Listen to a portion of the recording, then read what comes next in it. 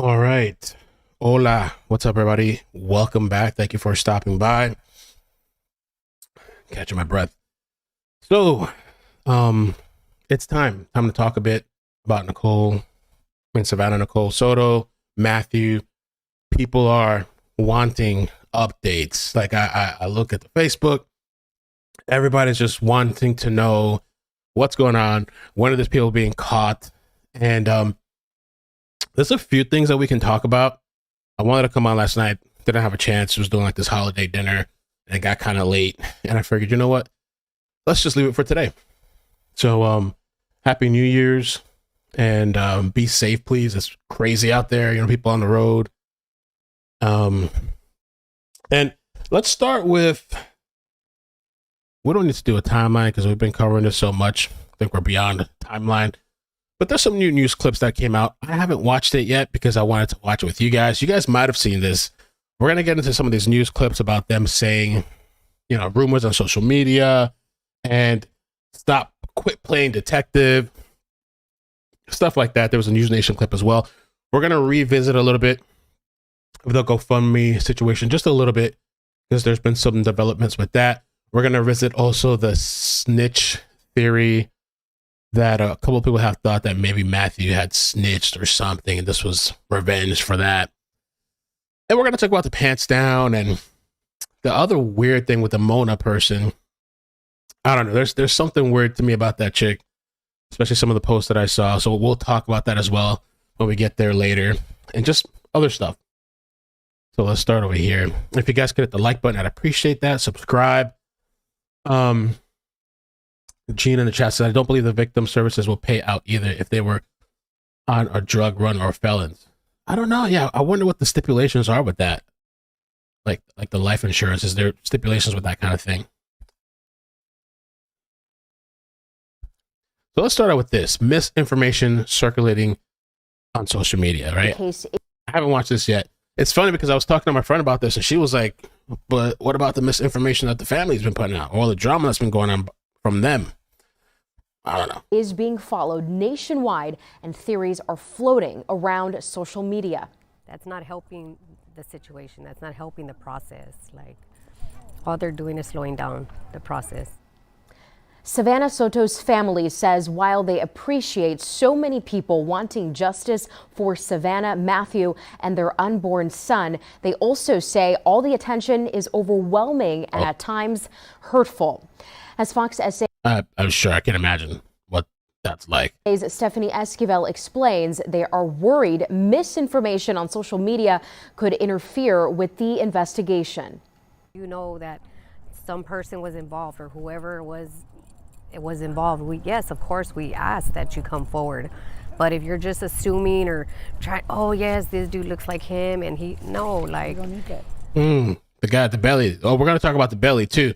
Some people don't think that's a real belly. Some people think it's some type of contraption. I think it is a belly. There's been a lot of crazy theories that I've seen online. I think what could be hurtful is the whole thing of like, I guess maybe people like going for the TikTok or the TikToker's boyfriend or the videos that were put out, and or just like people saying they caught and arrested the murderer when they weren't. Maybe stuff like that. It's pretty rough out there online, on social media, on Facebook. People going hard. People are really looking into people's background and looking into people's family. I think they were looking into the TikToker's family. There's another situation too that we'll get there in a bit. Some other person, because people are also looking for clout out of this. So people are making fake accounts and claiming they know information and just to get attention. And people are going for them and looking into their background, and which I think they kind of put themselves in a situation. You're clout chasing, and now you're in the middle of this because people are, deep diving, and then they found out you were lying. Savanah Soto's aunt, Valerie Mendoza, hopes anyone with information on who could be responsible for the deaths of Savanah, her boyfriend Matthew Guerra, and their unborn son Fabian will step forward. With more than 150,000 members on the Find Savanah Soto Facebook group page, Mendoza says the rumors, theories, and misinformation going around needs to stop because she's afraid it could hurt the investigation. You're just slowing down the process, and that's not going to help any. Of course they have leads and they want to look into every single one. Because detectives are following every lead. what I do think can hurt too, because I've had a couple people too. I mean, it's the internet, social media. People are wondering, and in the space of information, when there's no information coming out officially from police. I mean, it's been a couple days, I guess, or 2 days or whatever. People are going to fill in those gaps, with theories. But I also think sometimes, like the tarot card people, the psychics, I don't think there's anything wrong with them, making their videos and doing whatever. But when people start calling in the tip line based off of what, tarot card reader said, inundating the phone lines and stuff like that. Mendoza says she hopes out of respect, people will stop speculating about what happened. If you're not 100%, about it, then we don't want to hear it. We don't want to hear it. Like, just let the detectives do what they need to do. And I believe from the bottom of my heart that they're going to get who did this. Instead of opening Christmas presents and celebrating the new year, the Soto family is now having to make funeral arrangements for Savanah and Fabian. It's something Eagles Flight CEO Pamela Allen is helping the family with.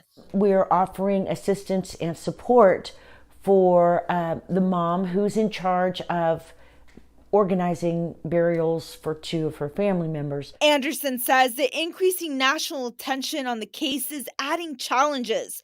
The vigil held on Thursday for Savanah and Fabian had much larger turnout than expected. We were a bit overwhelmed by the amount of people there. And then they expect the same response at the funeral and burial for Savanah and Fabian. I did ask the Soto family if they are considering a private funeral due to that overwhelming response, but family members tell me that has not been discussed yet. Joe Wilson, thank you for the 5. Thank you for the super chat. Says this is a really weird case for sure. Thank you for the coverage, Bell. IG and email. I'll check it out, Debbie, when I have a chance. Let's take a look at this video as well. I haven't looked at this. Soto family addressing hurtful social media comments. Good evening. San Antonio police continue their capital murder investigation into the deaths of a young couple and their unborn child. The bodies of 18-year-old Savanah Soto and 22-year-old Matthew Guerra were found the day after Christmas. The father of Matthew Guerra told us police did not find any guns or cell phones in the car where the bodies were discovered. The medical examiner has since ruled the deaths as homicides. And police have recently released videos of 2 persons of interest. The video shows a man driving a dark pickup truck described by police as a Chevy Silverado with a bed cover, and another person driving Guerra's Kia Optima. Chief McManus said the video was taken nearby where the bodies were found. Anyone with information on the case should reach out to SAPD's homicide unit. Meanwhile, the family of Savanah Soto says they were upset with social media comments about Savanah and Guerra. And they're also asking the public to quit playing detective and let the police do their job so justice can come swiftly. Well, and a lot of times the argument that people bring up with that, with like social media, like quit playing detective, I always think about the Gabby Petito case and how like social media actually really helped out that case and locating the van and all that stuff. Ken's Fives. The Soto family says a lot of the comments they are seeing on social media are hurtful and they want it to stop. They also say there are a lot of people sharing false information about the investigation. It's not 100%, and we just ask that you just, don't share it. Like, all you're doing is slowing down the process. The family of Savanah Soto say they are trying to grieve in peace, but say false statements on social media are upsetting. And it's very upsetting, not just to me, to my family, but to my son. I just wish that people would just stop and let the police, the detectives do their job, do it the right way, so we can get justice for my granddaughter. Savannah's Aunt Valerie Mendoza says with everyone trying to play detective and making false accusations is... Yeah, the false accusation is not cool. I mean, some people are straight up saying certain people are involved without having any kind of info, stating things as fact. Not helpful. That's not helping us. Like, I've already removed myself from a lot of social media because of it. Wow. Everybody has negative comments, and she wasn't innocent. They weren't, innocent, but they're young. The family says the negative comments are painful as they try and mourn and process the deaths. They say no one in this world is perfect and appreciate all the prayers, love, and support they have received. Let us grieve by ourselves without negativity comments out there. Because if it was somebody else's child, we will respect their privacy. And that's all we want. We just want everybody to respect our privacy, to let us mourn our way. The family has also addressed fake fundraisers in the community, including several fake GoFundMes that have popped up. There are only 2 official GoFundMes, one for Savanah and one for Matthew, and we have posted those links on kins5.com. Mike Jimenez, Kins. Okay. So, I don't know if I don't know if we need to listen to the News Nation clip. Maybe we'll come back to the News Nation. Let's kind of move on from the clips. Let's talk a little bit about this, I don't know, a little bit follow up with the GoFundMe stuff. If you guys watched the previous stream I did the other day, they were talking about there was like 5 GoFundMes.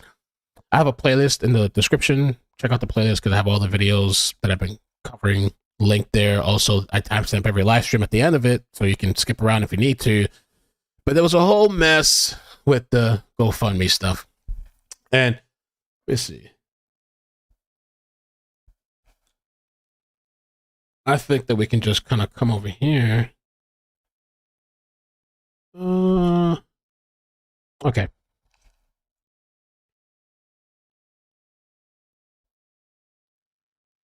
This GoFundMe was made initially to provide for Matthew's funeral expenses by his biological mother and blood brother. All proceeds will go towards Matthew's burial, and there will be receipts. I'm understanding his stepmom made a GoFundMe after bashing us for making one due to miscommunication on their part, but any type of donation helps our family in this time of tragedy. Also, thank you for the prayers and kind words. They mean everything to us as we grieve my baby cousin. God bless you all. Once again, all proceeds will go to the burial of Matthew, which we gladly will prove. Thank you again. God bless. And she follows up with back again, which the post, this is stepmom's post. Actually, I think I took screenshots. Let's see the whole thing. There, I think it's this one. Okay, here. I can kind of show you a little bit of somewhat of the context. I guess I'll read the original post. I think I read this previously, but then I'll read what the cousin responded to. So Raquel is a stepmother. Stepmother says, the last thing we wanted is extra stress and drama. Me and my husband, Matthew's father, have official GoFundMe for his funeral expenses. Please let that be clear. I already heard of people impersonating me, my GoFundMe, and I just learned that his biological mother made another GoFundMe, which makes 3 GoFundMes that are completely unnecessary. Orchestrated by his biological mother, who has nothing to do with his funeral expenses or funeral arrangements, which honestly, we didn't know about the biological mother situation until the stepmother had kind of said the details of that. This is not to take away the glory or anything of that matter. I tried to be civil for the sake of Matthew, and it doesn't seem to be happening. I've asked her if she will donate any of the funds she has accumulated for Matthew's funeral expenses, and she has not responded. Again, this is the last thing we wanted or needed at this time. If I needed, I will make those screenshots public. We have the official GoFundMe that is on my personal page, and my husband's page. I was also notified that there was a GoFundMe made for the vigil of Matthew. I was trying to work with Matthew's biological mother to be cordial for this vigil. Apparently, it's not happening because GoFundMe was not again discussed by us. Right now, our main concern is putting Matthew to rest and getting his funeral arrangements, not all these elaborate extra things that are unnecessary at this time. Please help me share that we have the official GoFundMe page. So the cousin responded. We covered this part the other day. This is now follow-up, and said all this false information. She hasn't replied to nobody. She's hurting right now due to the loss of her son. Only one GoFundMe has been made for the funeral arrangements, and anything Matthew needed, you need to communicate with his brother, Sabian. Just like Miss Guerrera has been, you haven't communicated with them at all. Just come to Facebook and make all these unnecessary drama. This is sick and unnecessary. This should be between Gabriel and Karen, which she's talking about. This should be between the biological mother and the biological father, not stepmom and all these other people getting involved. As far as her giving any funds from GoFundMe for Matthew, that will go to the funeral home, not you. Okay, so this has been kind of, we talked about it the other night. all the GoFundMes, and we kind of pulled it up and went through it. So the cousin here responded back. So the cousin has made some posts here. They're selling candles. Some candles I'll be selling at Candlelight to help donate Matthew's expenses for funeral arrangements. I love you, cousin. So it's $10 each. The cousin in loving memory.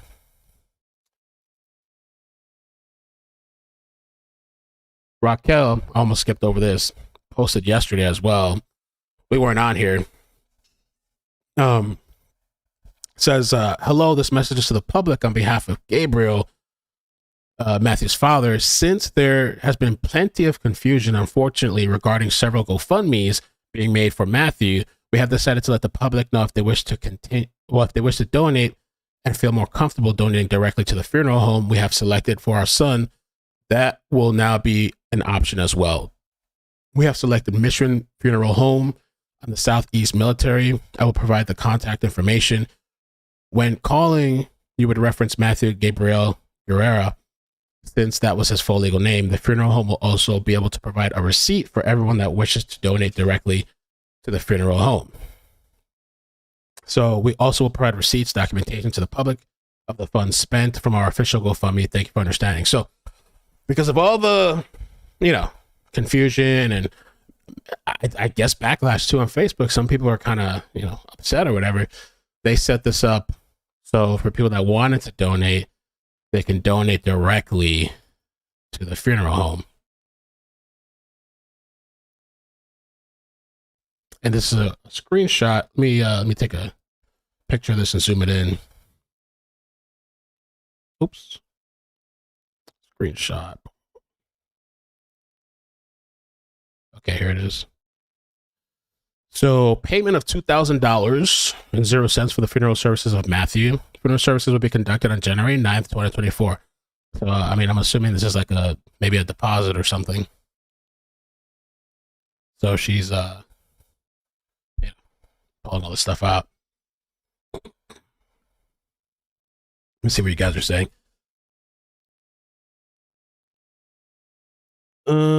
I think you're reading all the GoFundMe drama is even more confusing. Well, if you watched the stream the other night, I don't think it is confusing. There's a bunch of GoFundMes, and I went through all the different GoFundMes to kind of clarify and break it down to people why it's confusing. And we're just following up because, even the news referenced it and just everybody in the Facebook group, a lot of people were frustrated. And I guess one of the final maybe solutions was, for stepmom, was to, here's the donate directly to the funeral home. Now, let me see, Sabian here posted as well. This was actually today, recently. Sabian, which is the brother of Matthew, said, there are some fake accounts and even people posing as Matthew's family on the streets selling waters as donations. That is beyond my knowledge. Only official GoFundMe are mine and Raquel's. Feel free to donate. And by the way, I did link the GoFundMes in the last stream where I talking about it. I linked two of them. Only official GoFundMe are mine and Raquel's. Feel free to donate to Raquel's GoFundMe as well, as our link is in the bio for mine on my Facebook and Instagram. You can also donate directly to the funeral home. We're working together to get this done. We're also selling some candles and shirts.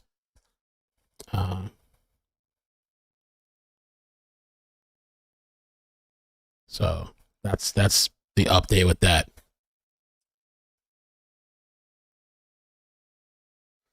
Now, the stomach thing is kind of funny to me. This has been a point of contention and people going on and on and on. I don't think there's much. It's a stomach, all right. If it isn't a stomach, it must be strapped / attached somehow, because when he moves his hands, it doesn't fall. It's just I don't know.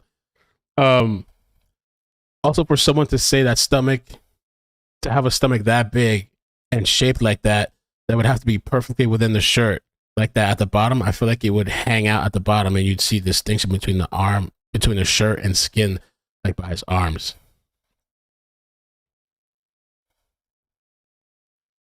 The stomach gate still continues. Also, this was kind of an interesting post. Somebody said, I'm curious if the individual who ordered the attack will seek revenge against the two individuals captured on video due to their careless behavior. I don't know. I feel like if it was like an actual cartel thing, maybe. I don't know, because maybe they're worried if these people get caught, they'd snitch. If this is like some type of gang or organization.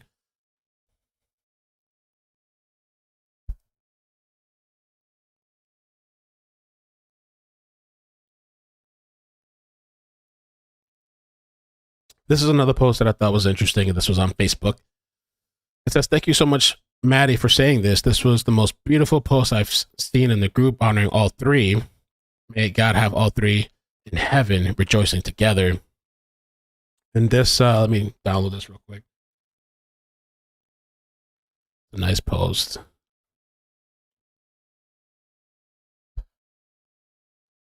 So this person says that I knew him, which I guess Matthew, and Vanna for who they truly were outside of their past and terrible mistakes. After my brother died, Matthew was always like a big brother to me, and for that I'm grateful. I do understand where you're coming from, but they're both dead, and we're all grieving. This group shouldn't be about picking sides. We're not God. We don't get to choose who lives and who dies. They're both missed equally. They both have a purpose.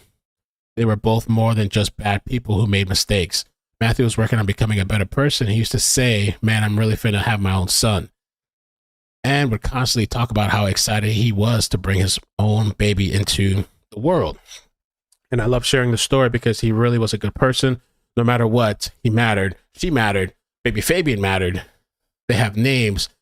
They're their person. They have names and they're their person. Okay. None of the deserved what happened to them. That was effing brutal. Big thanks to people who see him for and her through my eyes instead of being portrayed as some evil gangbanger. This piece is beautiful.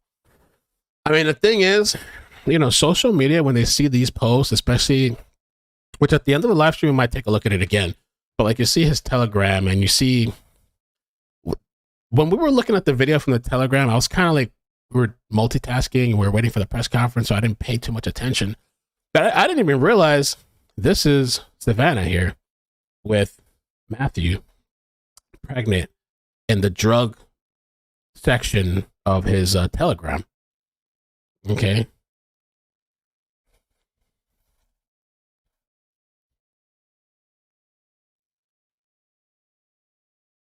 Now, I want to share this too. Let me download these pictures real quick. Jennifer Coffindaffer made some comments, which I always kind of, I'd be a little cautious with Coffindaffer a little bit with some of her posts.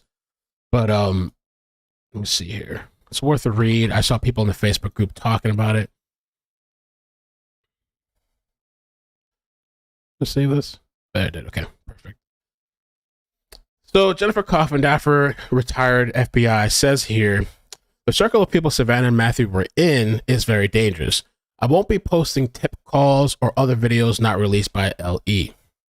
Now, I'm not sure. The tip call that I think she's referring to, which if somebody has the link, if they could send it to me, I sent it to somebody. Somebody posted on Twitter a supposed tip call. If I can find it, I'll try to find it at some point in this live stream so we can listen to it. I don't know if it was real or not. I think it was originally posted on TikTok. I guess that's what you're referring to. I don't know. I don't want to be part of getting anyone else killed and suggest others posting tips stop. Voices can be heard, recognized, and snitches are dealt with harshly. Voices can be recognized as snitches are dealt with harshly. Okay, sorry, I'm all butchered up. Updates. The medical examiner has confirmed that both Savanah and Matthew were shot in the head. Matthew, we know, had the muzzle of the gun pressed against his head. It was also confirmed by LE that Matthew and Savanah were killed before they met with the people in the video that was released to the public. The detail was obvious, but now we have confirmation. LE also confirmed the vehicle was wiped down, which we've heard multiple times. Recall the photo of one of the people holding paper towels and the wipe down motion. Whether it's paper towels or a towel or a cloth, something they were holding, yeah. There will be dozens of tips called in, and we have all seen the video of those young hoodlums, canceled, mentioning Savanah's name and discussing of snitching. Oh my God. So she's referring to, what's up, Legendary? She's referring to the doorbell, the Blink video, which we actually debunked that mostly the other day. If you guys have been following, I did a whole video about that. And that doesn't have anything to do with this murder situation. But I guess that's what she's referring to. All right. And then it continues on and says, this detail was obvious, but now we have confirmation. LE also confirmed vehicle was wiped down. Okay. I'm reading the same thing over again. So the hoodlums, Savanah's name and discussion of snitching. I hope the online sleuths releasing videos and tips don't get people killed. We'll keep all posted on LE confirmed information.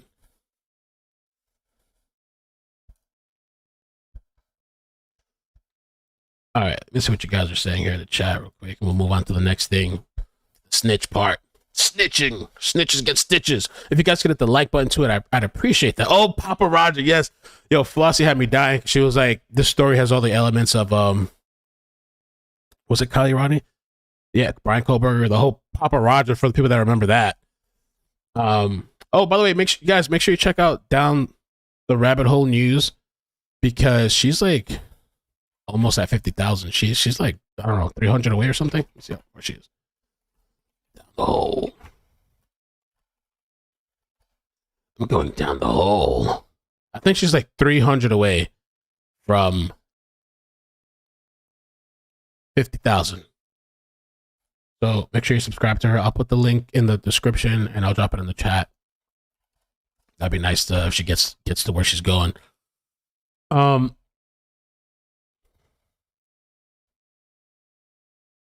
Now, this is the whole snitching theory. Okay, I'm dubbing it as a theory. All right, this is what somebody posted, and it says someone anonymous claims to know exactly what happened to Savanah Soto and Matthew. I don't know why it popped into my head, but I was thinking about like the tarot card readers, and I think somebody had emailed me, and they're like something like, "Oh, like the psychic was on point. The psychic was on point." And they said something like, it was something so like obvious. Was it an email? Let me see. So something like that they knew they were going to be found or some shit. I'm like, I don't remember what it was. It was something so like just like, I can't believe people really fall into this stuff so hard. If I find it, I'll bring it up. But let's get to the snitch part. Guys, look, somebody posted this in the Savanah Soto discussion group on Facebook, and I honestly cannot believe this. I mean, just look, please, if you post this, please don't show my name. But I know what happened. I was one of Matthew's customers / friends. Ooh. He got caught up by the police. He was in big trouble. They found all of his that and was going to go to. Found all of his. What? Oh, drugs and guns. I guess, damn, they're afraid to say drugs and guns on TikTok? Okay. Jail for life. But or Facebook? That's TikTok. Yeah. They told him if he snitched on all of his suppliers, he wasn't going to go to jail. He snitched on all of them. He didn't want to go to jail. He wanted to meet his baby boy. Somehow, one of his suppliers found out Matthew snitched, and that's why they got set up. Matthew was going to re-up the next day. I don't know if that was a typo or whatever. They acted like they didn't know he snitched, got in the back seat of the car, and both of them. Even Savanah, because she knew too much. Poor baby Fabian. And if somebody said in the chat, I actually think this is the most plausible theory. Or close to it. It's very plausible. Rest in peace. Now, you guys, come on. This person is implying that they don't just know what exactly happened, but they know who did it. Why on earth would they post this anonymously? But then, well, okay, they did it anonymously. I don't know, to cause a stir. In a Facebook discussion group and not take that information to the police. I mean, let's just say that TikTok takes it down. Ooh. What he's stating is true, and he's been withholding that information this whole time. I would think that he could get in some pretty big trouble for not coming forward. But you know what I think this is? I think this is nothing more than somebody just trying to start the rumors going. For whatever reason, I don't understand. I don't freaking get it, but I wouldn't get too excited over this. I mean, parts of it may be true, but I personally am not going to believe. I think that's more plausible than some of the other stuff. You know, drug deal gone wrong, or was he going to snitch? I mean, I still feel there's a very personal aspect to this. And this is another situation where, you know, I don't know, somebody, Mac, whatever, posts, because people are scouring the internet for any like morsel of like a clue or a hint. And so somebody named Mac posted, "Snitch, bitch, got the city mad, go find them." And then follow up with somebody posted, "Big Mac got rid of his profile. What's he got to hide?"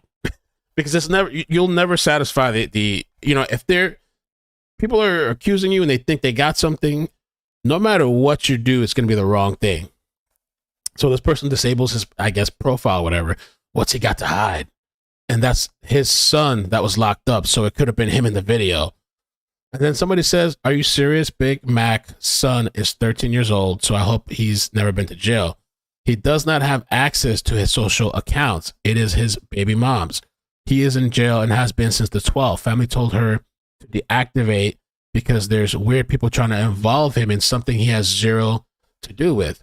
Stating kids are his that are not before slandering somebody's name that has nothing to do with it. You're really need to research. We pray that people are found who did this awful crime."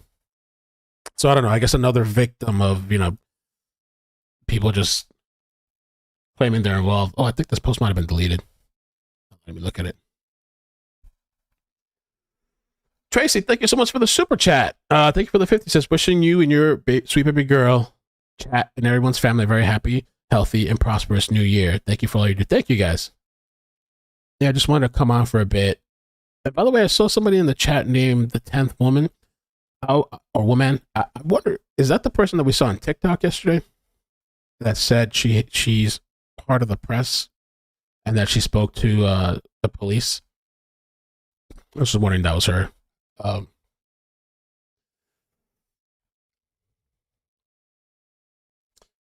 So here's another one. I guess this is like another theory. And so somebody said, give me 1 second.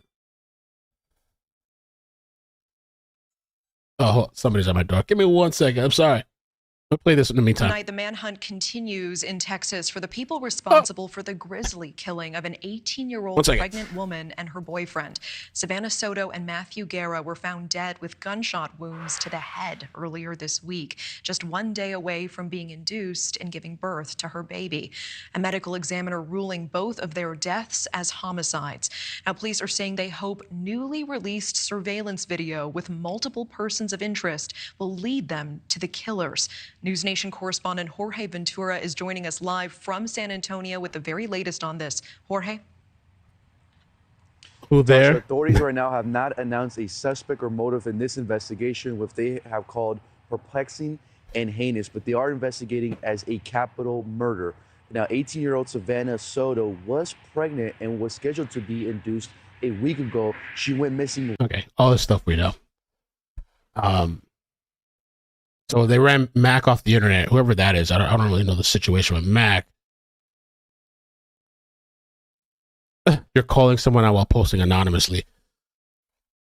And so anyway, this is another part here. Somebody here says, "I'm sure this has been mentioned, but I wonder if Guerrera was trying to sell off everything and get out of the game. Maybe they were trying to save as much money as possible while she was pregnant. And now that the baby was going to be here, he mentioned to his dealers that he will not re-up anymore after the baby comes. And for that, they took their lives." He posted on Telegram saying he was getting stuff in tomorrow. We talked about that. We showed the pictures, 12/21/2023.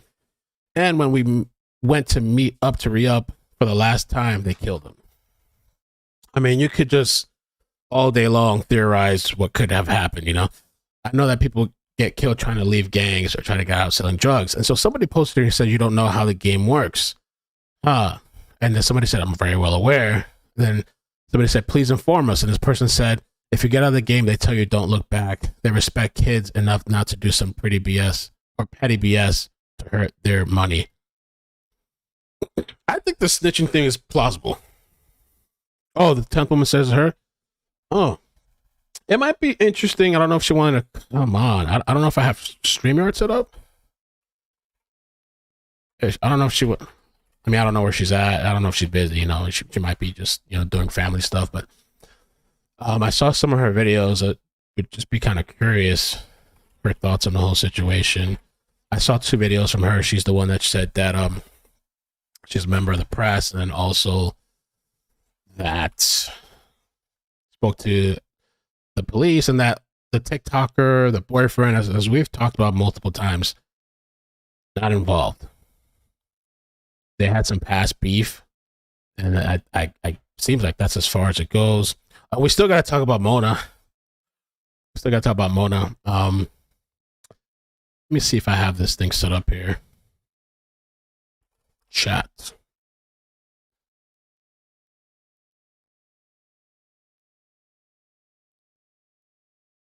And Mo, if you can screenshot me her messages, because honestly, right now I can't see nothing.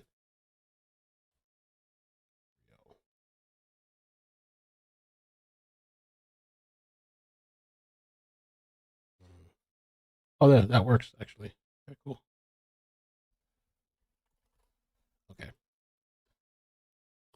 So we'll keep going. Got myself there. The camera's not that great, but if she wanted to chat for a little bit, no pressure. If you just wanted to come on, just your thoughts about the case. I know you're a local. If you just want to give us some insight about the area, just or if you want to debunk anything while we have people here, you know, that's cool. Okay. So I don't think this guy was trying to get out of the game. I mean, I know the family was saying he was changing his life and stuff, but I don't know why murder the pregnant girlfriend. JD Wells. So the pants down. JD Wells says in the chat, and by the way, man, I hope you have a happy new year. Says his pants down is a non-issue. Most people these days barely have pants on. So that's the next thing I actually wanted to jump into, because my friend Falsy was saying that she doesn't think there's anything to it, his pants being down. Somebody here said on Facebook, I hope this is acceptable. I'm curious as to why Matthew's pants were down. Does this not seem odd? So it seemed odd to me. And I saw Cinema talking about it, and I had talked about this before too. I was thinking like humiliation or like something based off of what the cousin said about supposedly he was tortured. I don't know if that's true, but somebody here said in the comments he did sag a lot, even with wearing a belt. You know, kids these days, you know, their pants barely hanging in, this, you know, their ass is showing and everything.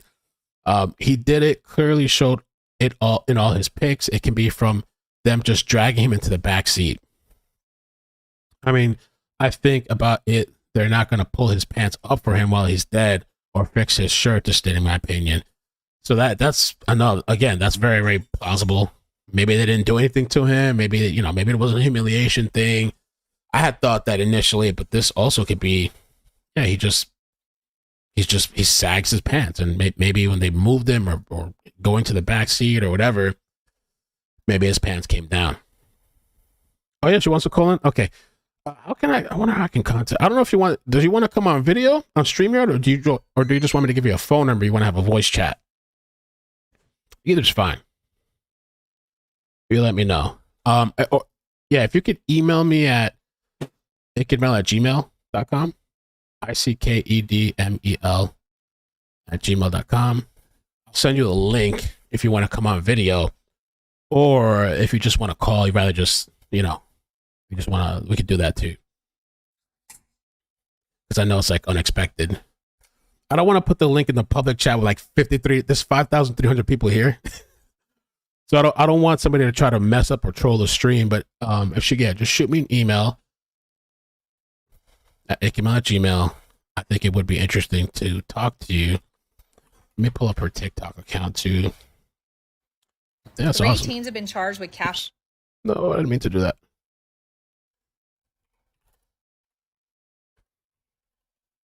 And then I'll plug you off on your TikTok. Perfect. Because maybe she could address some things and debunk some stuff. And she's out there in Texas. I don't know if I guess she's out there in Texas, right? I don't know. I got to ask her. She's a local in Texas. And, all right, let's see.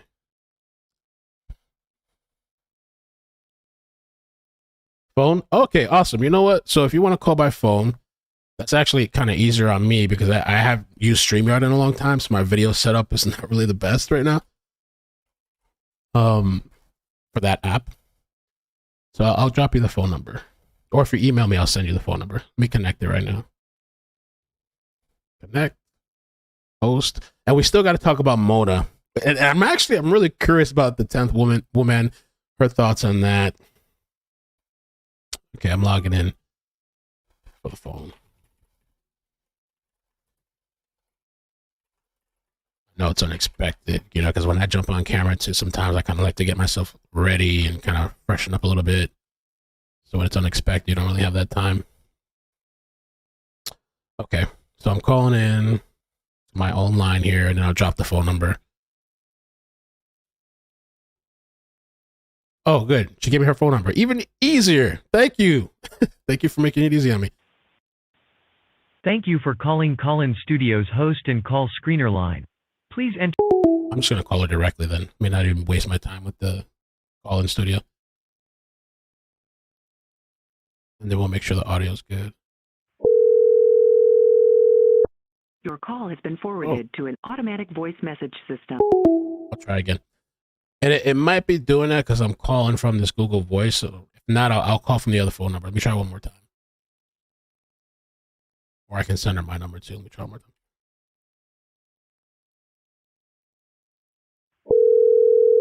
Your call has been forwarded to an automatic voice message.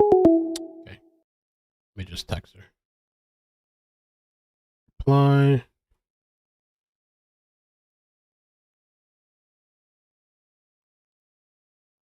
I'm going to dial in, actually. Let me dial into the other number. If you want, you can call 954-787. Thank you for calling Call-In Studios host and call screener line. 3009.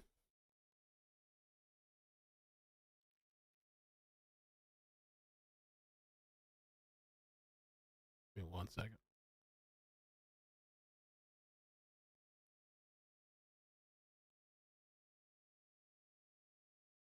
Room and can manage your callers from the Call-In Studio web interface. Let me call her actually from this other phone number, see if that works.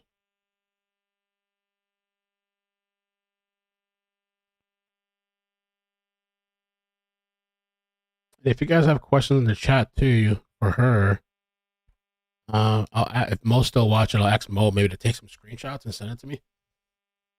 I'm calling her right now. Let's see if it goes through. Okay, I'm calling from another number, so hopefully it should work. All right, hello? Hi. Hey. Thank you for being in the chat and letting me call you. I'm glad we were able to get in touch. Are you? Yeah, I messaged you yesterday on Facebook, but I guess it had went through. Did. Oh, I got you. Okay. Are you local in Texas? I am not. I'm actually in Kentucky. Oh, okay. Awesome. I don't know where do we even start. I mean, what's your thoughts on this case, and then we'll just branch out to the debunking stuff. Okay, so I wanted to run a couple of things. I know you guys were talking yesterday about my press thing. My press ID badge is actually uploaded in my Google Drive along with the different case files. Okay.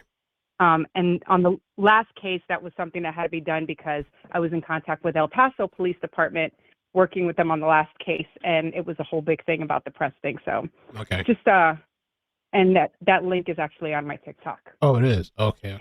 Oh, you do have it there. Okay. It is. I'll show it to people then. I do. Yeah. There's also a. Are you okay with people? There's also I guess you're public. I was gonna say you're okay with people knowing your name, but I guess you have it public anyway. So. Listen, at the last case with the and the El Paso one, I was doxxed and everything. So at this point, it doesn't even matter. Okay. So there it is, guys. But okay, go ahead. All right. So I know a lot of people had questions about me contacting the detective and them giving me the information. So I did want to address that and kind of clarify exactly how that happened. Please, yeah. So as you know, that video went out with them in the hallway, and I posted it. And I guess Annalisa's boyfriend, I don't know his name. I call him KG. That's what his TikTok said. Somebody said his name was Jeffrey. I don't know. That too. I don't know for sure. But KG was his TikTok handle. So So KG reaches out and he starts messaging on that video. And I'm like, So I was like, well, if you got something you need to tell me, just let me know. So he does. He sends me some private messages. And immediately people were watching that and they screenshot it and put it out into the group. And it started just kind of blowing up. I mean, it's 4:00 in the morning. Wow. And so I made a comment to somebody and I was like, yes, I spoke with him through private message. There were some things that were said, but it was completely unrelated to this case. And I'm not trying to go further deep down that rabbit hole. I got my own stuff to worry about. And they ran with that comment and started contacting San Antonio Police Department, telling them that they needed to reach out to me, that I had information, that I was hiding from the police. So what they went crazy. And I'm talking they were trying about to say, they're trying to say you had involvement? They were saying like you were involved or something? Yeah. Well, that he gave me private information and Elise and her boyfriend gave me private information and I was keeping it from the police. Wow. So I was like, you know what? They were calling into the tip line and everything. So I contacted San Antonio and I had to go through a process. It wasn't just pick up the phone and call the homicide unit. I got the tip line first, then I had to go through dispatch. Then I finally got somebody in homicide, but it wasn't the detective. And so I talked to him and I explained to him what was going on. And he immediately, once I started telling him, he knew. Because again, at this point, the calls were coming in. So he was like, listen, just hold on a second. I'm going to put you directly to the detective. We're aware of what's going on.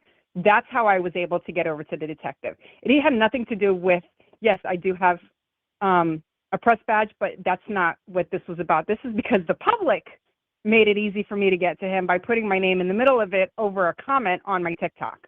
Okay. And so when I was talking to him, I was like, hey, listen, this is what's going on. There was something that was unrelated. It was in the videos and stuff, and that's what he had talked to me about. And the detective was like, listen, this has nothing. We know about the videos. We saw what's going on social media. People have been calling in here. We know all about this. It's not related. Those videos are not related to what happened. There was a significant gap, which is those videos were on Tuesday and they were deceased on Friday. So he's like, there's a significant gap in time. He says those people are into some bad things. And yes, what was happening in that video is somebody else who's probably after them, but it's not related to our case. Wow. And he says, and so they're not related to our case. Yes, we're fully aware, but they are into some bad things. And there are people out there, but he's only working on the Matthew and Savanah case. He's not working on them and all the drama they have. And so that's why I put it out there. And then the other TikToker, Abby, she was like, well, I'm going to, see if they'll verify. Now, after that, I think they stopped talking to people because now everybody was calling in. Well, if they were able to verify, and it wasn't about calling in just to get information. I was only able to speak with him because of Facebook, because Facebook people were blowing up the police department. Wow. I wonder if that's what they're kind of referencing to when like the news clip that I saw where like it could hurt because if the phone lines are being inundated with like that kind of stuff, like that is a waste of time and resources and just a mess. And so do you know the backstory? I mean, I think we kind of got the gist. So like the TikToker girl and the boyfriend, they had some type of past issue with Savanah and Matthew, I guess, like a month ago or whatever. And then that was it. Basically. Yeah, there was some beef there. So according to him, it wasn't even, he really didn't have any beef with Savanah. The girl did, girl on girl, guys on guys kind of thing. His kind of beef was with Matthew. But he said it wasn't a big beef like that. That nothing that's, would make him do something this disgusting. His words, not mine. Right. He says it was horrible. And, granted, they're in the streets and they do their thing. And I told him, I was like, but you turned out and your girl made this nasty, horrible comment. That's why people are coming for y'all. And then you went ahead and made another comment that you don't give an F. So while I'm going to put what the police department told me that you guys are not involved, it ain't for them. It was for the sole fact of getting people to start focusing back on finding this truck, finding this guy, and not focusing on these kids. Right. And so he said, that's the only thing that I know. That was the history. He says it wasn't even a big thing. They just had a small squabble. And when they turned up missing, she was out there just, I don't even care because she didn't like her. She didn't like her, right. I don't think either of them anticipated that it was going to end up like this. Right. And now their words are coming back to bite them. Right. It seems like, I guess people have kind of moved on, I guess, from the TikToker. Not Mona. No. Oh, but also, like, okay, so Mona too. That whole thing to me is so weird and odd because she's Okay, confession here. I am the anonymous poster who posted Mona's stuff in the group this morning. Oh, you did. And the Okay. reason I did it anonymous, yes, the reason I did it anonymous in that group is because of my videos. They seem to be controversial, so people in the group were completely hating on anything that I had posted out there, all because of the TikTok that had to do with these kids. Right. So, but yeah, so Mona, I don't know what her deal is. She got upset because I had originally put out myself, you, whoever else was originally putting out the videos, and I guess not giving her credit. I didn't even know they came from her. I got the video off of a trucker's TikTok. Right. That's what a lot of people Didn't know tell me. who she was at the time. Right. Yeah, so I guess she got upset, and I'm like, here you are now. You want everybody to know it's you. You're watermarking your stuff. You're putting all of this out there. And what gets me about it is that it has nothing to do with Matthew and Savannah. Yeah. It really doesn't. But she keeps tagging that. Yes. Savannah, Matthew, Yes. murder suspects. Yes. And what kind of bothered me too, because she even posted 19 hours ago some other videos we're going to talk about. But what kind of bothers me too is, like, I remember the day those videos came out, the first part came out, that's all I saw. Then I saw people talking about, oh, this TikToker, I think it's the same one you're talking about, released like a part 2 with the gunshots. And I was shocked. My friend had already reached out to Mona because I wanted to talk to her directly. And she replied back to my friend. And then I DM'd Mona, and Mona replied back to me in DMs. And I said, hey, do you know about this part 2? Because it only could have come from her because she's the source of the video. Why hasn't she addressed it? At the time, I didn't see that she did. And she asked me like a question mark as if she didn't know what I was talking about, which she had to know. And then I said to her, hey, can you clear this up? Because this is a pretty serious thing. Can you give me some more details about this information? And she never wrote back to me. And I thought that was kind of weird. And then now apparently she's raising money. One of her posts here, raising money because something about moving out. And I have the post up here too. We took an Airbnb to get out sooner than later, even though the lease has ended this month. I need 2 weeks worth of checks to get into this really nice place that has security and a key fob entrance, which I guess that area she's in is bad. But if you want to help us move sooner than later, we're working on $1,400. We have the deposit and app in place and approved. So I just thought it was kind of like weird. I don't know. It is. It's, you put it out there. You make sure everybody knows that it is you.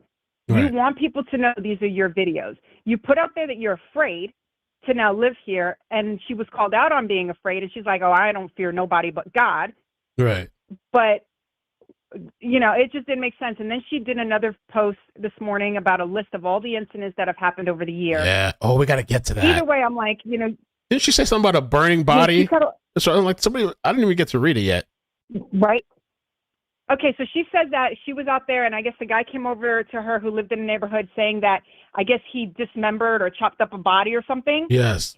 And I'm like, I'm wondering if it's the same neighbor that she, in her earlier videos in the month, she was calling the cops on him because apparently he's got some sort of mental health issues. Oh, yeah. And she's been calling the cops on him. That's why the cops were at her house at nighttime. Right. Yeah, I don't know. Very, very weird.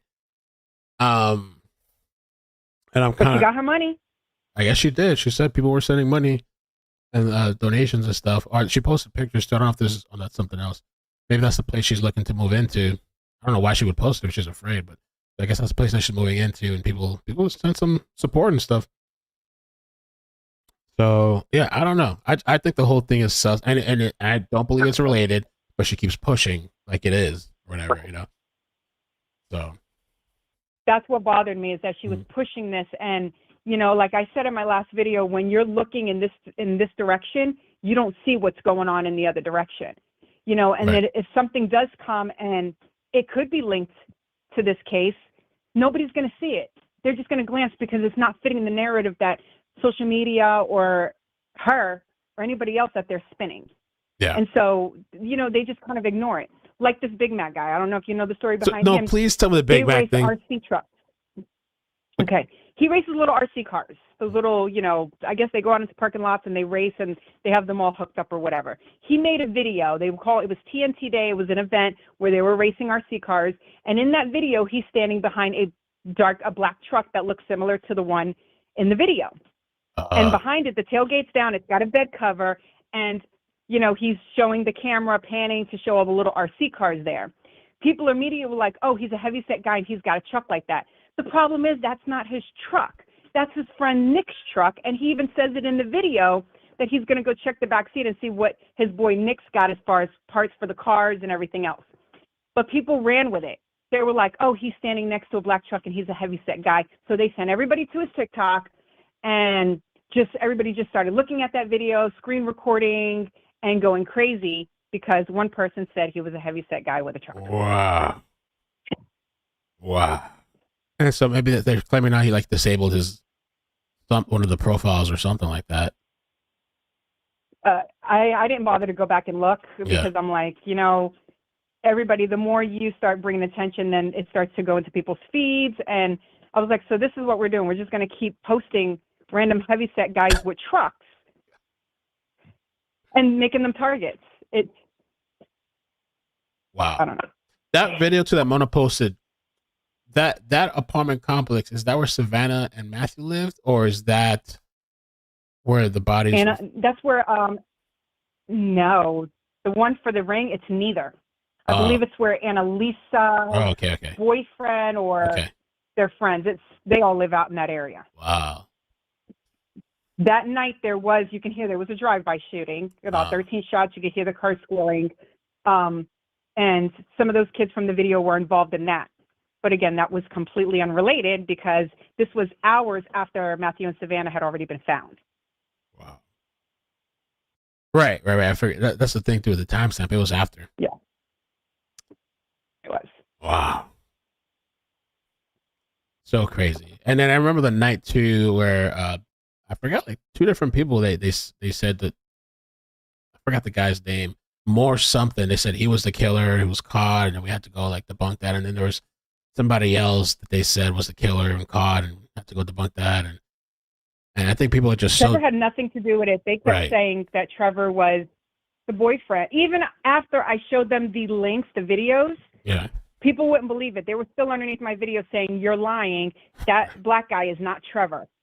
So finally, Channel 4 picks up on it, and they posted it. I'm like, come on, you guys are a little bit late. But at this point, people have already, once they get their mind set on something, it will stay there until the next juicy gossip. Even that little thing that we just posted with the rundown of what could possibly happen. Yeah. If you actually look at that post, it is a combination of about 4 or 5 different posts that somebody has put into one. Really? Yeah. So what they did was they took a bunch of the different rumors and the different things throughout. If you were searched through the group, every single thing in that post you will find in different parts in the group. The snitch thing that come from the video, the customers and the re-and-up that came from his telegram. So they just kind of took little bits and pieces and they made it into this one big, very believable post. But as soon as I saw that, I'm like, yeah, no, I recognize this. Somebody was asking in the chat too. They wanted to know if you know. Let me see. Okay. She wanted to know if I guess the TikToker is Matthew's ex. I don't know if you heard of anything about that. All I hear is the rumor, and that has not been confirmed. Okay. I lost the comment. I can't find it anymore, but she said something like that. Matthew and Savanah have been together for 3 years. Okay. Since Savanah was like 15. Okay. Let me see what else. You guys have any other questions for her? Ask her what station she's out of. Are you associated with any particular press? You're just independent, or? No. Yeah, so I'm an independent journalist, and if you look at my press badge, I do have to go under a parent company, like a media company, but they're not in like a news station, like a Channel 4, Channel 5, like that. But in order to actually get press credentials and get recognized as press, you have to basically apply with a bigger media company, send them work, email, website, all that stuff. And then, So that's why my badge is listed up there. And with Mona, the whole thing with the anonymous thing, because she got really pissed that her posts were referenced, I think, in a news article, but they referenced the anonymous poster, which was you. and she was upset they didn't reference her, like she didn't get the credit type of thing. That's what happened with that, I guess, right? You know, and that's what gets me. It's all about why do you want to be? Who wants to be in the middle of this? Right. You know, we're out there, we're reporting on it, we're trying to get the facts out there, we're trying to get the truth out there, and ultimately the goal, at least for yourself, myself, those of us who are following this, is to see justice done. Right. Get the news out there and to ultimately see justice done. People like Mona, they want all the attention. They want the money, obviously money. It seems to be the root of a lot of this stuff. Right. You know, that girl. Somebody was asking. People don't realize that you put it out there, you're going to eat she's going to eat her words later. Oh, yeah. So it was asking, does she know if a maintenance man was the one who first found the car? I thought it was family or something, no? Right. So I know that they haven't been confirmed. I did try to put in for the 911 calls. I got a response back from Bexar County. Apparently I was in the wrong county. I have to go through San Antonio Police Department. San Antonio Police said as long as they're still doing this, they're not going to release anything that's related to homicide investigation. And they will release everything after they get a conviction is what it says, but I still put in for it and I'm just waiting to hear back. But ultimately to find out who, I know the family members made the call, but I'm hoping in that 911 call it would tell us who told them. Right. You know, because usually they'll turn around and be like, you know, well, I just got a phone call from so-and-so, and this is where they're at. I have no idea. Maintenance man, I think he's full of crap. Because if it was a maintenance man, then how was the first phone call to somebody in the family? He would have had to have their number and had some sort of connection to them. The story about somebody walking a dog and smelling the smell, that's also crap. I haven't heard of that either. Those are so easily to debunk. Ultimately, they said, the chief of police said that the family called in. Right. Whoever had found the vehicle had contacted them directly. Right. Okay. Christy in the chat had a question. I had never even heard of this. She says, is it true that one or two of the boys on the video went missing on the 28th? His car was found submerged with 2 people in it.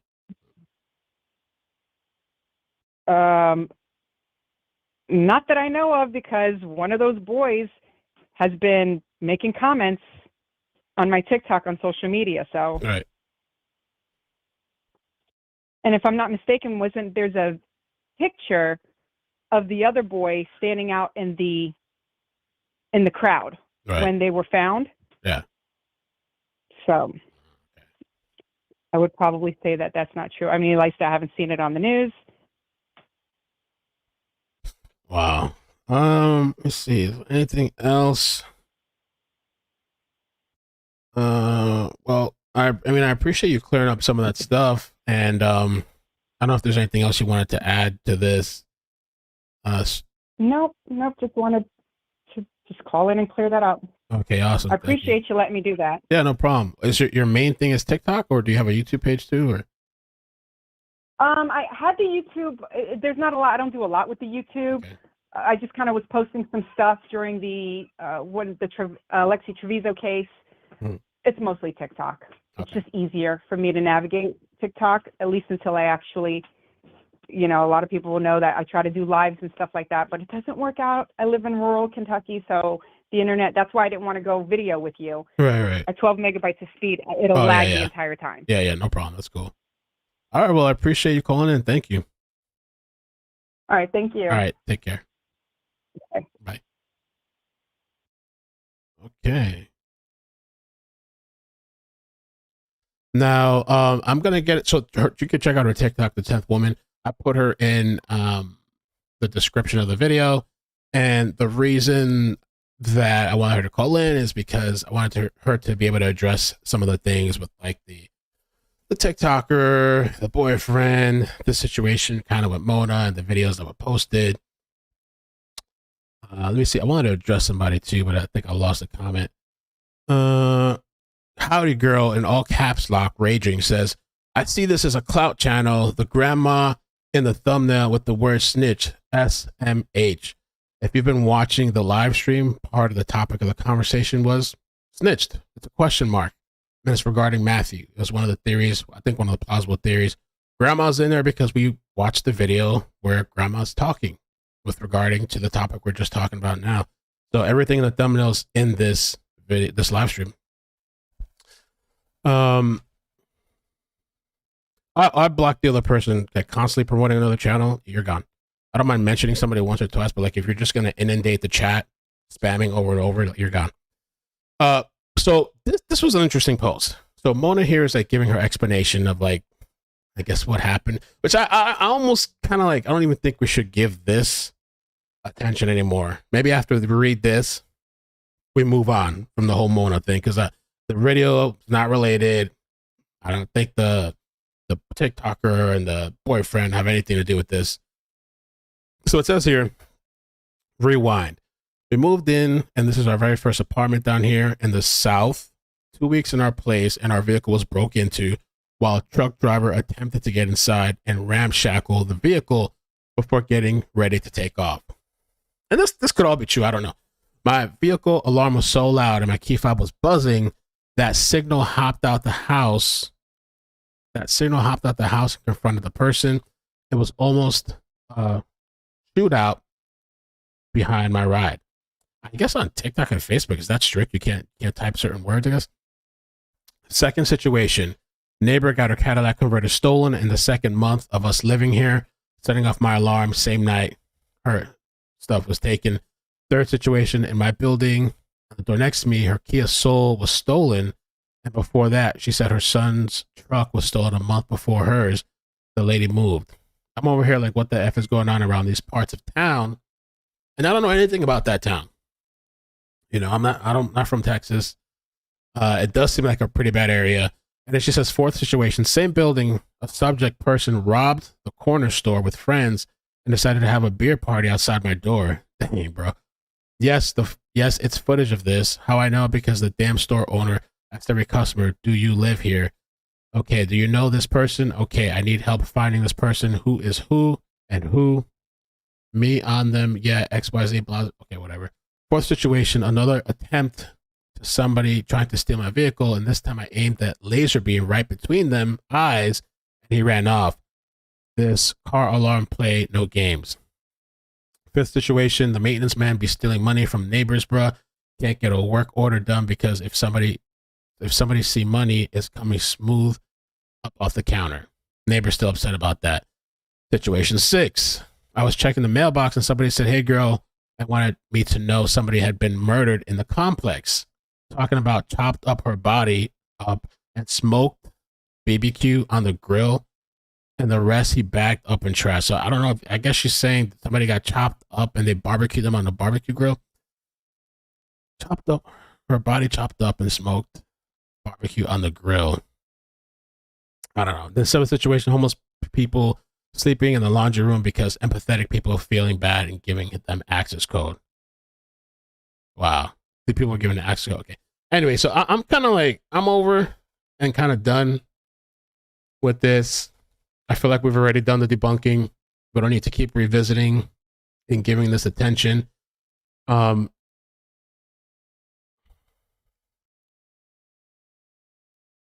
I don't know, she could be drawing attention to her that she might not want. I mean, it seems like she wants attention, but she might be, you know.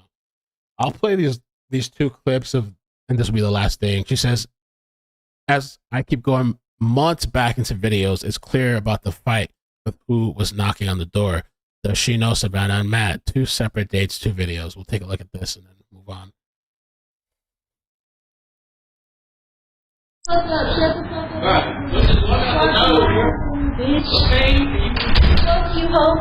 Oh. I really would hate to live across these people. Okay, if I lived in this neighborhood and had these whatever's going on in this household. This is the same household that like shots go off and they run towards the gunshots. Like, what the heck? Who does that?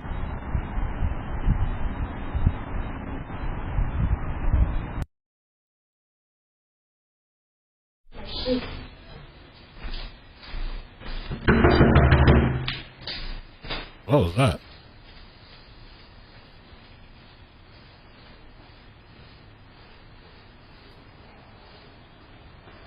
Yeah, the more thing, we're moving out. Can't ignore that.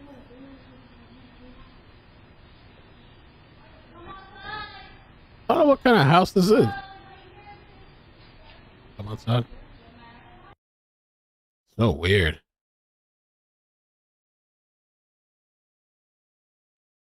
I don't know. So that's that. And we know about this post, you know, Savanah's posting with Matthew on Telegram.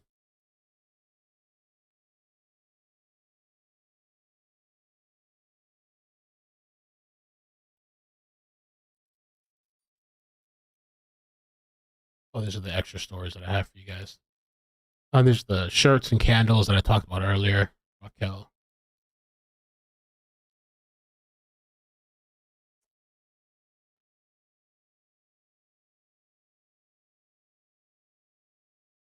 Okay, and we covered everything. One of the things, I mean, we could skim through it. I just wanted to look at, it pops up here, the drug video. I think I saved this the other day. Did I or did I not? New video cards done.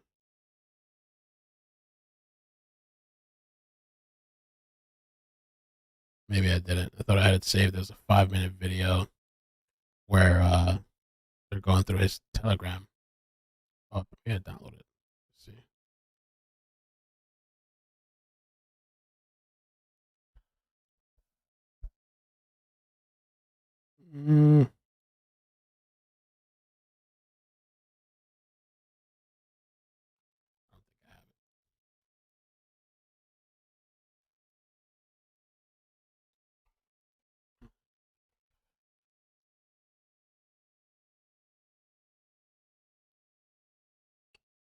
Let's see if I can find it here. Here, oh, that's the 50-second one.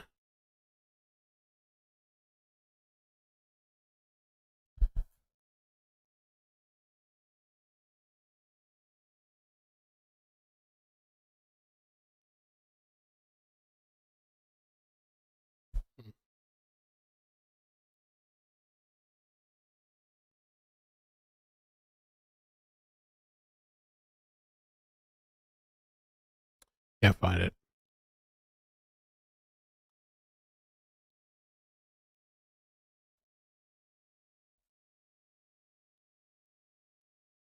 Well, I guess next time. All right. Well, let me see what you guys are saying in the chat. There really, since the cops put out the video, there really hasn't been any updates besides, you know, the drama that's been happening and going on. People falsely being accused. Oh, thank you, Flossie. Flossie said, I'll find it in all our mess. Okay, if you find it, let me know. I was just kind of curious to kind of look at it again because I wasn't paying attention the last time. Rongo in the chat says, Shogun had a great theory about the case. I started watching the one he posted earlier, and then I got caught up and I didn't get a chance, and then he posted a new video and I didn't get a chance to. I started watching, but I didn't finish it. Thank you, Mr. Inencio.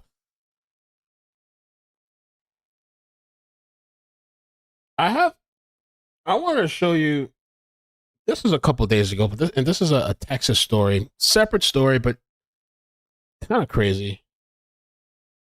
A Fort Worth woman who shot and killed a teenager she says was breaking into her rental home told us today how the incident has changed her life. Police have not filed charges for the shooting, and they plan to submit the case for a grand jury review. Aaliyah Wallace talked exclusively with Fox 4's Sean Rabb, who joins us now live. Sean.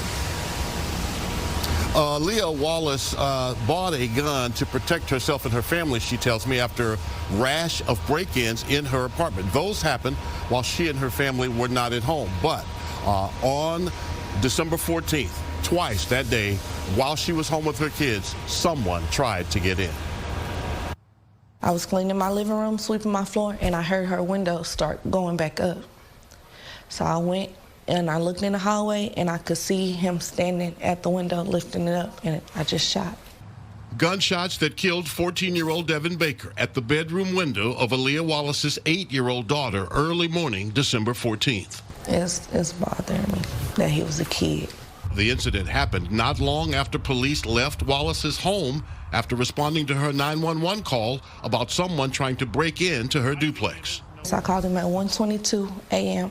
We talked for like 30 minutes. They did a report, took pictures of everything, and then they left. I believe there were reports that you had been burglarized or attempted burglaries before? Yes, I have like 3 or 4 police reports before this night. So what has happened since this incident?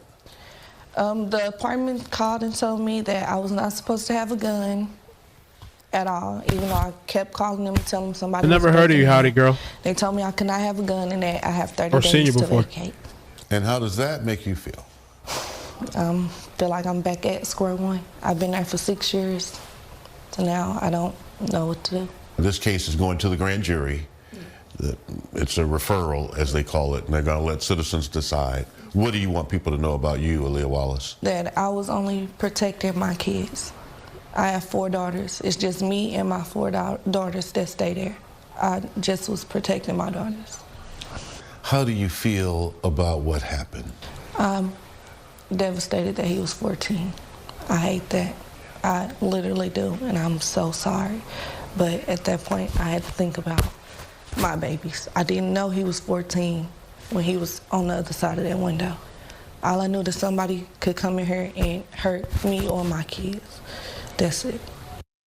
So that's what kind of a crazy story. So she has had multiple break-ins and attempted break-ins, and so she, I guess gets herself a gun to defend herself. And one day some kid comes again. She said she didn't know the kid was 14, and she shoots and kills this kid. And so now they're going to send it to a grand jury. Pretty wild. I feel bad for her. Of course I feel bad for the kid, but I mean, I don't know. That line of like robbing houses, eventually you're going to run into somebody that has a gun. She's protecting her family, mother by herself. Okay, so this is the video. Let's kind of take a look at this. Some of it was kind of, and people went to the Telegram and they pulled up all his stuff because he was very public with all his posts, his money and substances, and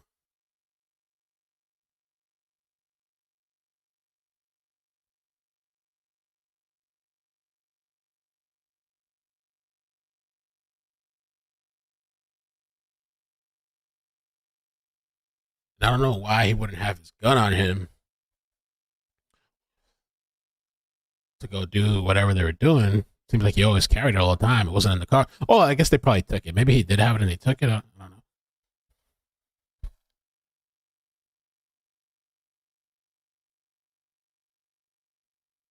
Just flexing.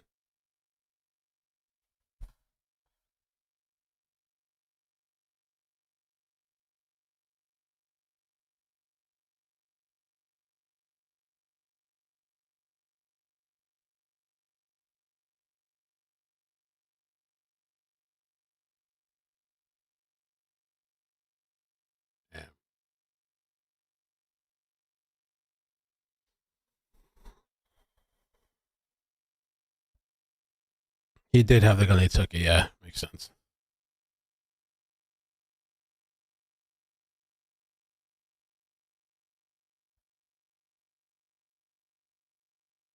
Yeah.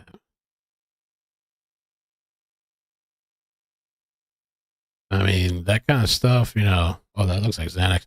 Posting it public, all these posts, guns, drugs. That's just like almost inviting for people to come and try to take it, make a come up. There's people that do that. There's the people that roll up gangs, whatever. They just go rob a drug dealer, get the money, get the drugs, guns. Obviously, I don't think this wasn't just like a robbery. It's definitely personal. I don't know what, and I don't think we're gonna get any kind of update until after New Year's, unless there's like a major break that they're found, the suspects. I don't think we're hearing anything today, tomorrow, maybe Tuesday.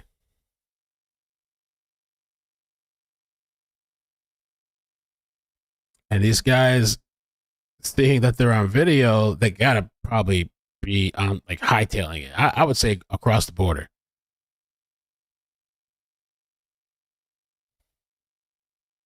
And if not, I don't know. locked up somewhere in a basement. Happy New Year.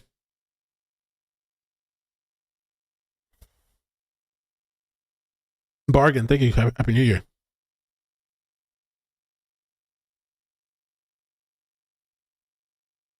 So young.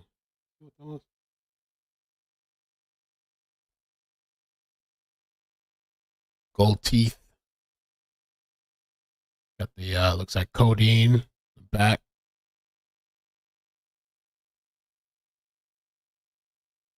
Is that a baby bottle? Baby bottle with codeine in it? What's this baby bottle stuff? Is that drugs in baby bottles? That's wifey's purse right there. Michael Kors. New flavors. Anza coming. RNN. And somebody told me the other day what flavors mean is like weed, like different types of strains or whatever. If this was street beef and gang-related strains, there hasn't been one report of any retaliation behavior in the area. Yeah.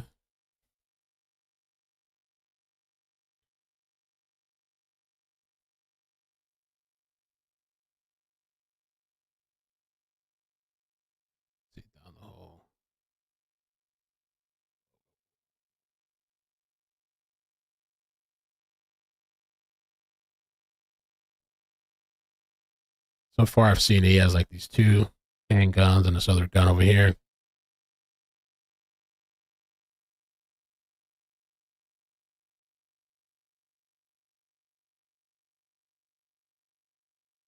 What is it? Everything A1 product. I post, let me know for deals all day tomorrow. Scoops and drops, just saying, hit me up. Or whatever that means. For tickets and stop lowballing me. Oh, stop lowballing me. When y'all hit me up, I got better ish than half of these ninjas on quality and prices. Good, be more consistent and get a better ticket. Buy more and get a better ticket.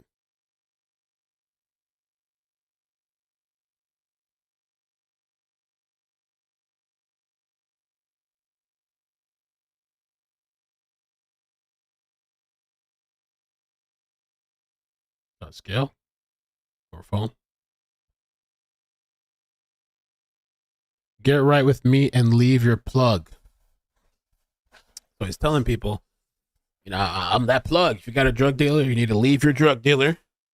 I'll give you some better deals, better quality. That was July 2023. I wonder if he moved up on the wrong block, crossing territories. Lock and stay consistent. You're going to be better. You're going to get better tickets.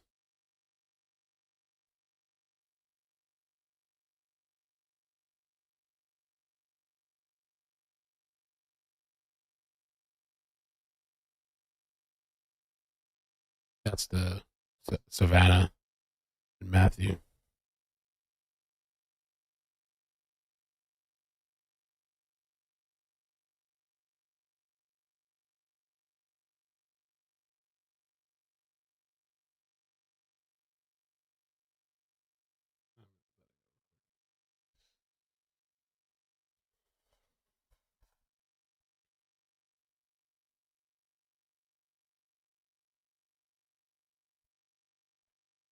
This I think this is for dabs. This contraption here.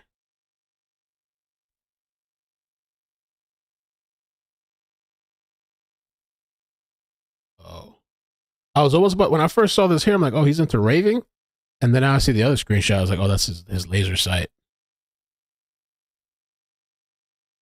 New bowls of exotic coming. They're gonna fly. Put your orders in.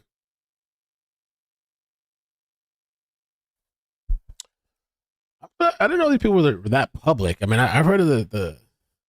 I've always thought like the people on the Telegram posts. I thought those were like undercover cops trying to, get somebody arrested or whatever.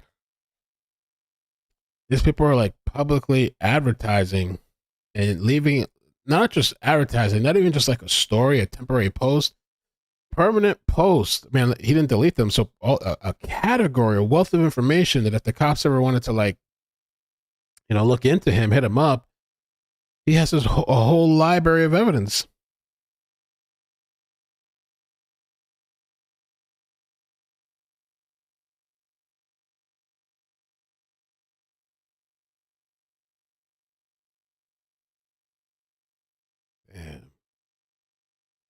Yo, wait on this to land. Gonna be good. Tickets for some place orders. It's gonna be here in a couple of days. Don't miss out on this ish. I never thought. I see you guys talking about Telegram. Yeah, I think Telegram's it's just an app for like drugs or sex. I know there's the people that like use it for whatever, social media or communicating, and it probably is. But I just think it's just one of those. There's nothing good in that app. That's what I think about it.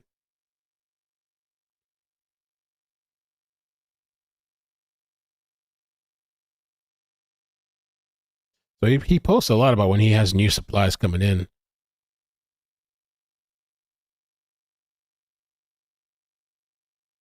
And looks like a solo operation, I guess. Drops all day today. I'm getting it to everyone. I wonder, like, I don't know if he had any problems with his dealer. Is like his supplier. I mean,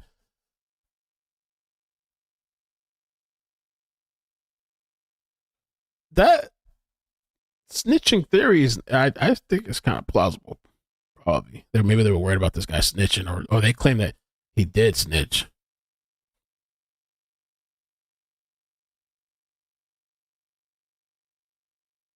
And the thing is, I wonder if he's gone to pick up from his supplier with Savanah before. Does he bring her along to pick up the wholesale stuff to resell?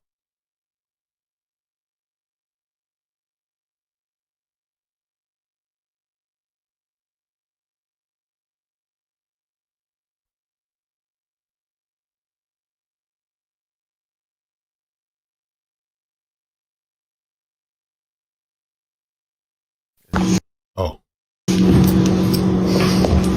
Oh no! Oh, he's put it. Oh, they stopped it. Maybe I need to go to his thing and look myself. I don't know if they've deleted the stuff. If it's all still there, I'm not sure. What's the point of pouring codeine promethazine into a baby bottle? Is that how they measure it or something?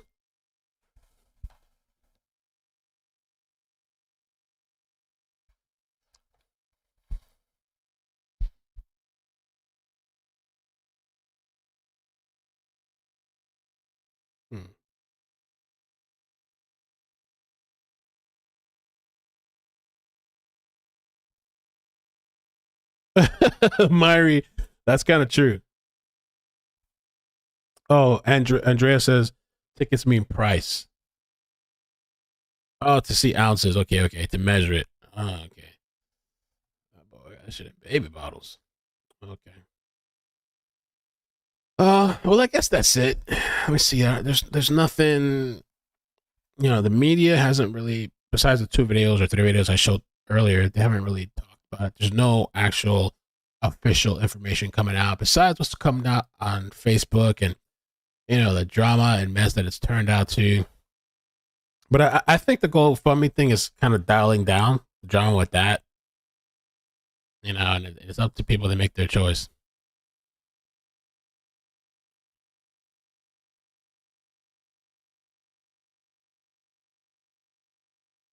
Damn. So somebody here said, right, and people need to stop on social media with all the stalker posts and accusations, making things harder for the families and detectives.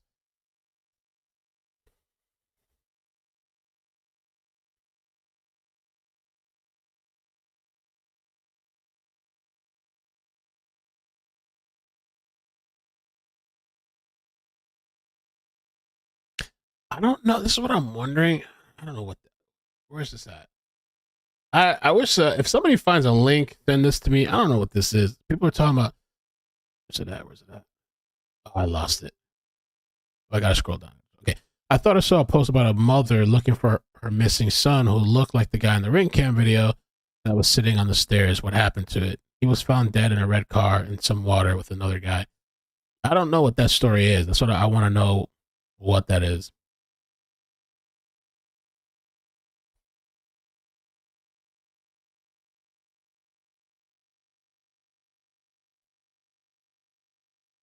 Yeah, so I guess that's it. Damn.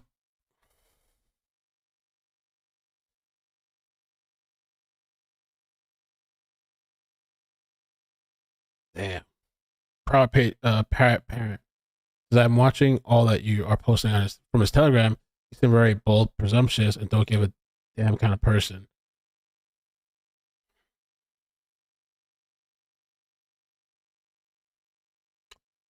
It's not true. Okay.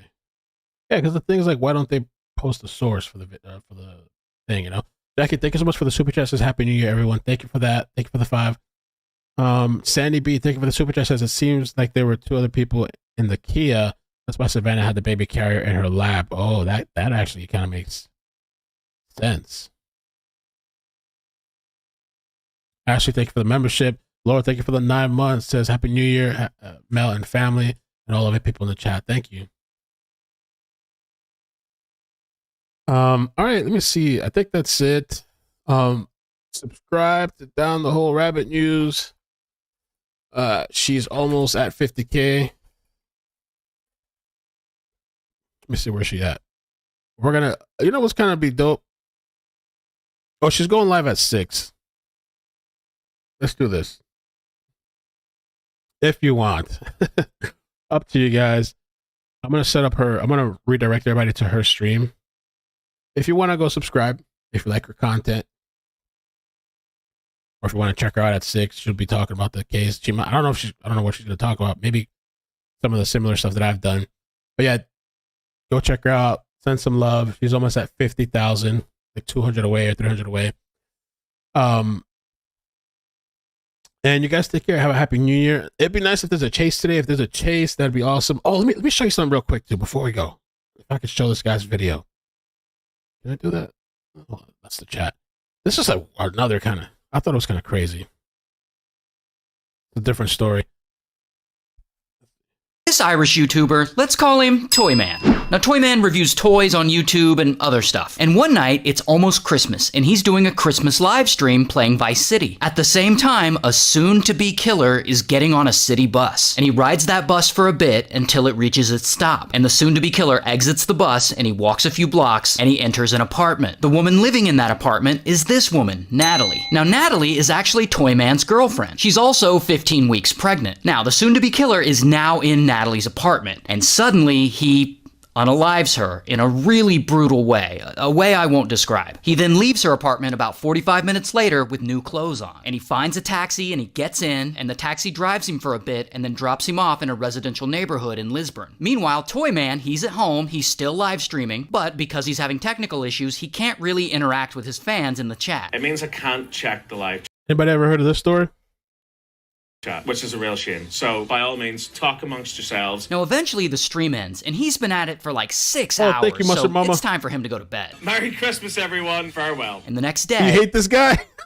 He drives to see his girlfriend, Natalie. He hadn't heard from her all day, and he wants to check on her. So he gets there, and he goes into her apartment, and there he finds her body lying there on the floor.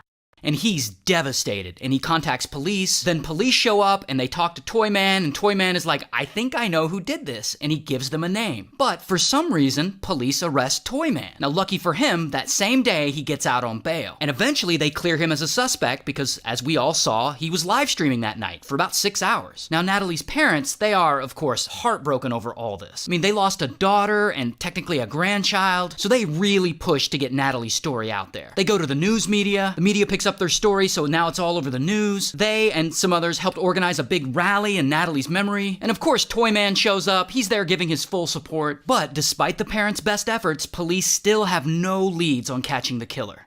Until the police forensics team have a really thorough look at that 6-hour live stream that Toyman did on the night of Natalie's death, which was still posted to his YouTube channel. And they discover it wasn't live at all. It was a pre-recorded video. He wasn't interacting with his fans in the chat because he wasn't streaming in real time. So police see this and they're like, what the fuck? That was his whole alibi. Not only that, the killer, who had been seen twice on CCTV footage coming to and from. So this guy, I thought it was just wild. I was listening to this morning. This guy pre-records a video and plays it during a live stream to make it seem like he's doing a live stream while he goes to murder his girlfriend. And then comes back home. A 6-hour live. And he's like, hey guys, my chat's not working. I'm live, but yeah, I'm sorry. And so they finally looked into it and he's like, this dude actually planned this thing out to go murder her. I was like, bruh. wonder what's his tick. I wonder if his page is still active. And the guy even shows up to the event to rally for the girlfriend. Ain't that some ish?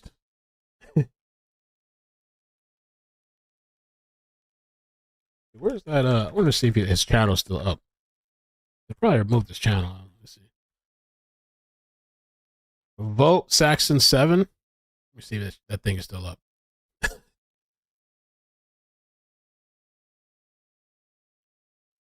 Ooh, was she pregnant?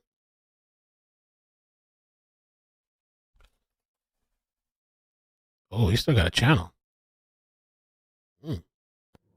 That live stream. Oh, that live stream's still up. How crazy is that? Let me show you guys so you can see. He's still got a channel.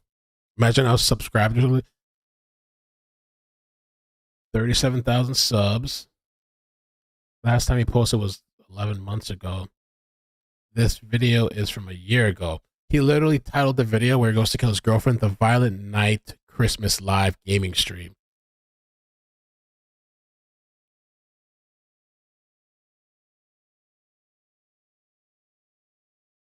I don't know why he got community guidelines age restricted. I don't know if there's certain things I can't show. Let me just see. I'll be drunk in real life. I'll be driving in the game. Just keep myself in the good books, shall we say? Isn't it just wild to think of this guy?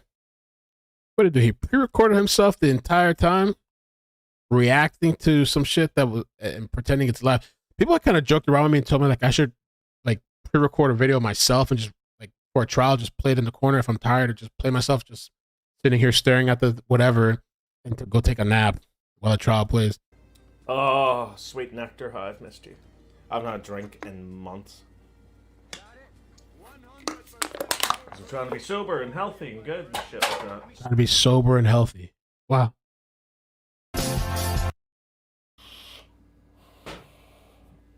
Move just for jumping.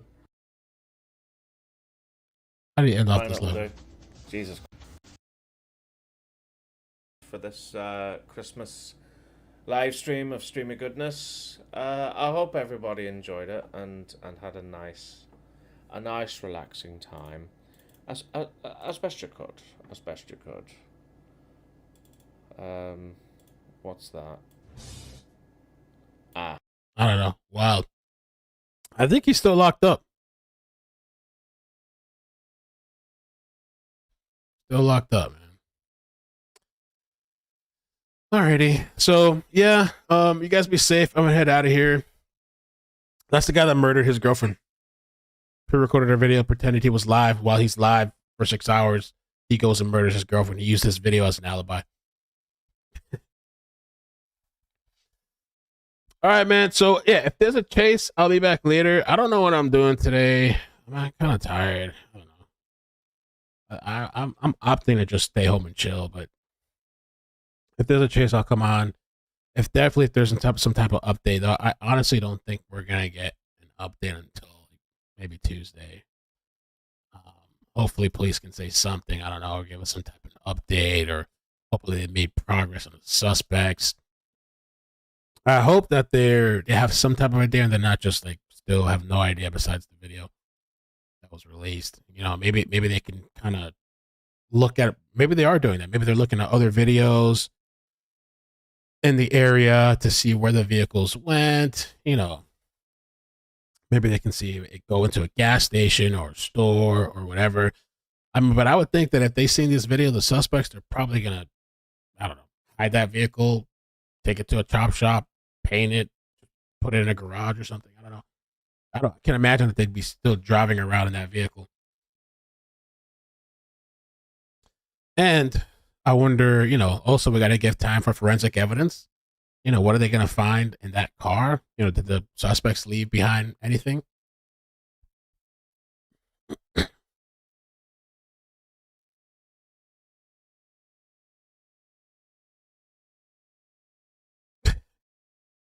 He's single, ladies looking for prison pen pals. There's a thing with people liking criminals or murderers or whatever. They got fans and all kinds of stuff. Am I streaming at midnight? I Not at 12 Eastern, but I might come on after. Because Texas is 1 hour behind me and Cali's 3 hours behind. I might come on maybe.